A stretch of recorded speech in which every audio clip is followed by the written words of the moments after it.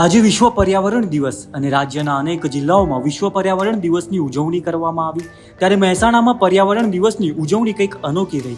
રાજ્યસભાના સાંસદ Mayank નાયકે vocal for લોકલને વેગ મળે તે હેતુથી લોકોને માટલાનું વિતરણ કર્યું। માટીકામ સાથે જોડાયેલા લોકોને રોજગારી તો મળે પણ માટલાનું પાણી એ આપણા આરોગ્ય માટે કેટલું મહત્વ રાખે છે તેનો પણ સંદેશ આપ્યો।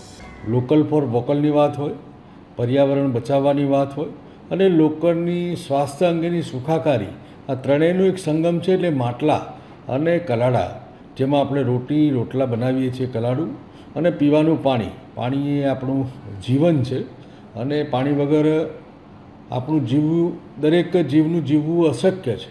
પરંતુ આપણને માટલાનું પાણી પીવાથી કેટલાય ફાયદા થતા હોય છે। એ તંદુરસ્તીને, આરોગ્યલક્ષીને થતા હોય છે। બીજું કે પ્લાસ્ટિક મુક્ત કરવાની વાત હોય, ફ્રીજનું પાણી પીવાથી આપણને અનેક રોગો ઇનડાયરેક્ટલી આપણા સ્વીકારી લેતા હોઈએ છીએ, તો એની સામે કેવી રીતે રોકી શકાય। બીજું, રોજગારીની તકો પણ જે લોકો આ વર્ગમાં, સમાજના છેવાડાના માનવીઓ આ માટલા અને માટીની બનાવટો બનાવે છે, એમને રોજગારી પણ મળે, આરોગ્યની પણ વાત થાય અને પર્યાવરણને નુકસાન ન થાય। એ ત્રણેયનો જે સંગમ છે એ આજના કાર્યક્રમ દ્વારા અમે કરવા માગીએ છીએ।